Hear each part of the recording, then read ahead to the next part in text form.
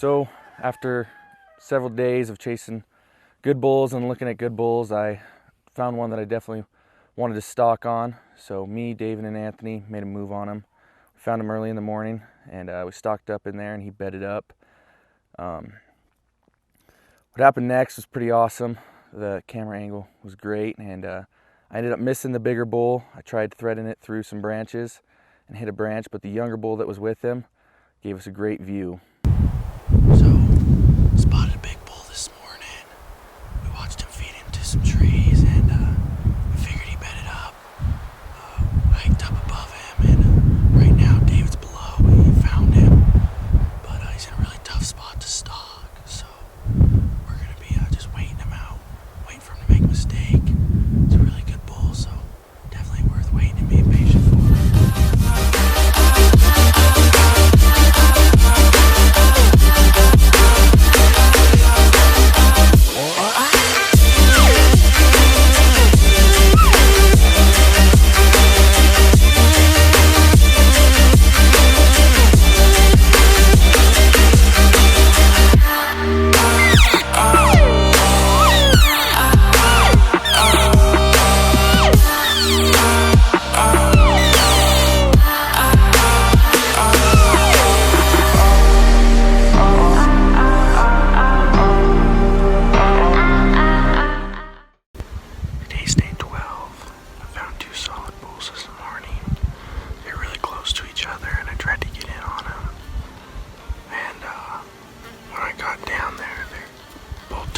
Disappeared with all their cows.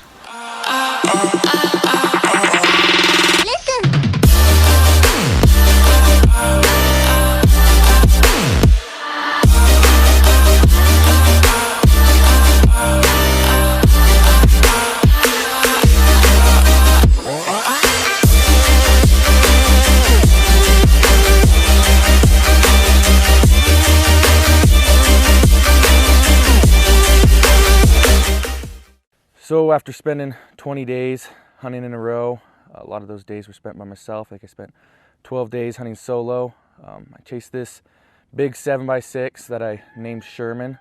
I chased him for 5 days, and on the 5th day of chasing him, he left all of his cows and gave me an amazing opportunity.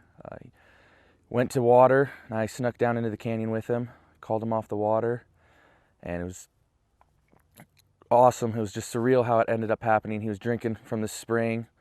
I was cow calling, and he lifted his head and just bugled with water dripping out of his mouth, and it was one of the most surreal things I've ever seen. After that, he came into 100 yards and started tearing up some sagebrush and decided that he wanted something a little bigger. So he moved back into the aspen patch and started going crazy on a tree, and that's when I made my final approach. I was jumping from tree to tree, and the last little bit I didn't have much cover, but I snuck in, and he was so busy going crazy on that tree that he didn't even notice I was there. And I snuck up to 35 yards, and he was quartering away, and I slipped one right in behind his rib cage, and he jumped 10 feet, and I just stood there. And from all my cow calling, some other cows started working in, so I was a little nervous that maybe they'd blow him out of there or bark. And so I snuck around a tree, and he gave me another opportunity. I put one right in his pump house, and then he just flinched, and that's when I really got nervous. He had taken 2 of my arrows and hadn't even gone 10 feet. So on the 3rd shot, I was shaking like a leaf, and I put one right in his shoulder. But luckily enough, the first 2 were good enough, and he went 10 yards and laid down, and that's where he went to rest. So after I put Sherman down, I backed out, went and met up with my grandpa. He was back at the rig. We backed out even farther and met up with family and friends that were coming out for the weekend hunt. We went back in, and walking up on him, I felt a lot of excitement, but I was just so exhausted. And that's one of my biggest regrets on this hunt, is I wasn't able to fully show my excitement on film here at the end.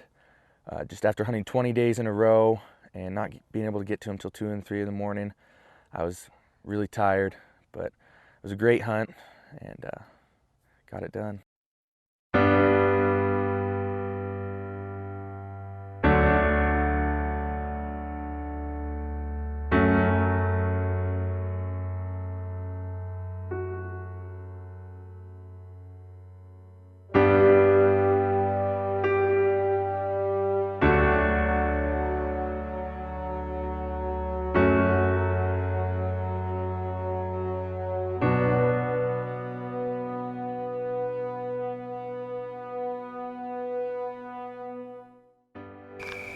Today is day 20 of my Nevada bull tag, and I was fortunate enough to get an arrow into this bull.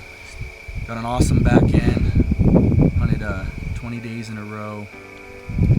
I saw this bull 5 days ago, and I hunted him for 5 days really hard, and he disappeared for a little bit. And, turned him up this evening and made a beeline for him, and was able to get down the bottom with him and stick him. I'd like to give a special thanks to all the friends and family that helped along the way and helped me pack out my bull.